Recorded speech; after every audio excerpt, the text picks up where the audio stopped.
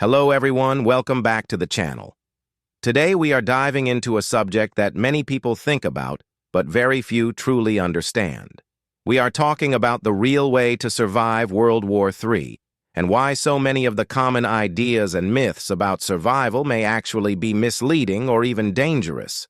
When people hear the phrase World War III, their imagination immediately jumps to nuclear war, collapsed cities, and a complete end to normal life. But the truth is, surviving a global conflict is not about bunkers, Hollywood scenarios, or endless stockpiles of canned beans.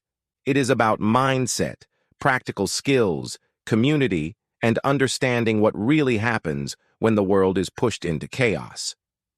When most people imagine survival, they picture running into the woods, living off the land, or hiding in some underground shelter. These are ideas that movies and TV shows have drilled into us. The reality, however, is very different. History has already shown us what happens during world wars. Cities are targeted, economies collapse, supply chains break, governments impose harsh restrictions, and everyday life becomes uncertain. What we should learn from history is that survival comes less from fantasy and more from preparation that works in daily life. If World War III begins, the first days and weeks will bring confusion. Governments will use propaganda, people will panic, and resources like food, water, fuel, and medicine will vanish from shelves faster than anyone can imagine. Forget the idea of waiting until something happens to prepare. By then, it will be too late. The real way to survive is to already have a system in place for essential needs before the panic begins.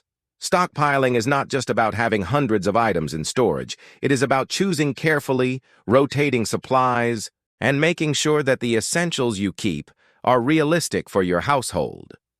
Water is always priority number one. In war, utilities fail, and cities can lose access to clean water within days. People believe that buying water bottles is enough, but those run out quickly. A more sustainable solution is having filters, purification tablets, or a method to boil and store water. Learning how to purify rainwater or even how to safely collect from natural sources could mean the difference between life and death. Food is another major issue. People think of bunkers filled with food buckets, but in truth, what matters most is a balance of calories, nutrition, and practicality. If you store only foods you never eat, you may not know how to cook them, or your body may not react well to sudden changes in diet. The smarter way is to stockpile what you already consume on a daily basis while also adding long-lasting staples like rice, beans, oats, and powdered milk. But even beyond storage, learning how to cook from scratch with simple ingredients is far more valuable than any prepackaged survival meal. Medicine and health are also overlooked. Pharmacies will not be reliable in war. Having a medical kit with more than just bandages is critical. Antibiotics, pain relievers, antiseptics, and basic first aid knowledge can make a massive difference. People believe that hospitals will always be available, but history shows us that during large conflicts, hospitals are overcrowded or destroyed. Taking care of your health now, staying fit, and learning simple medical procedures can save lives later. Community is perhaps the biggest myth of survival.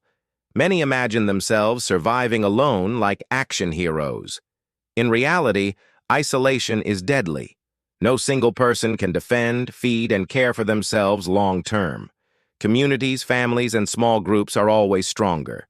The people who survive wars are often those who have others to share resources, skills, and protection with.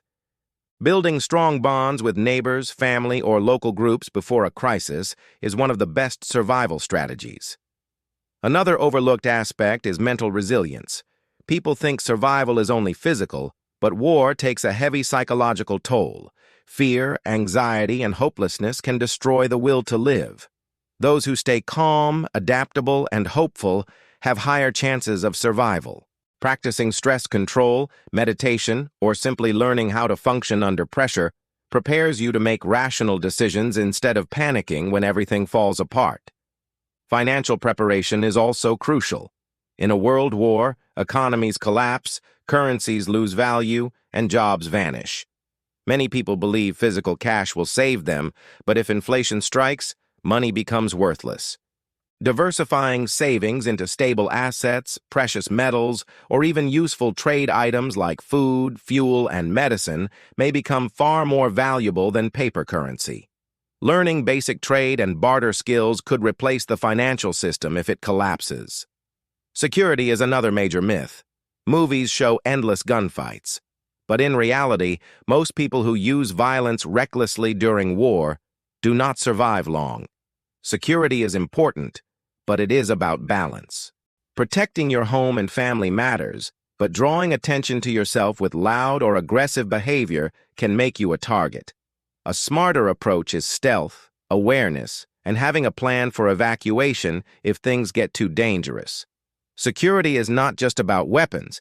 It is about locks, hiding valuables, creating safe spaces, and knowing when to move. Mobility is a survival factor that few think about. Many imagine staying in one place forever.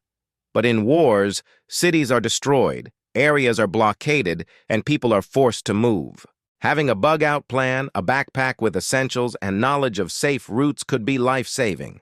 Being able to carry the basics, water filter, food, medicine, clothing, and documents, ensures you can survive even if your home is gone. Survival is about adaptability, not just staying still. Communication will also change.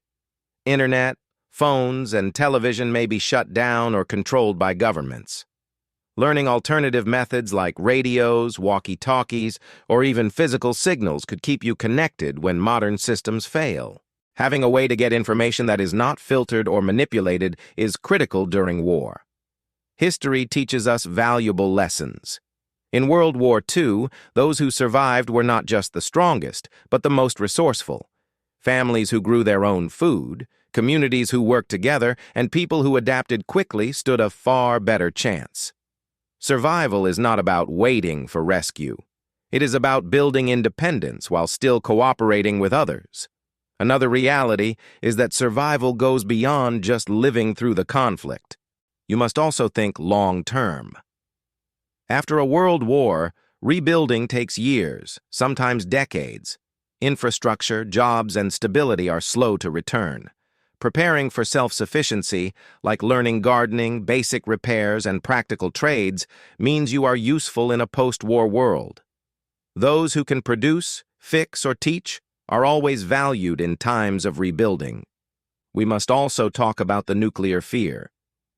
Many people believe that if nuclear weapons are used, survival is impossible. But that is not fully true. While the impact zones are devastating, many areas remain survivable if you understand radiation safety. Shelter, distance, and time reduce exposure. Simple steps like sealing windows, staying indoors for at least 48 hours after a blast, and having potassium iodide tablets can dramatically improve survival chances outside direct target zones. So the real way to survive World War III is not hiding in fear or following myths. It is about realistic preparation, skills, community, mental strength, and adaptability. Forget the Hollywood stories and focus on the fundamentals.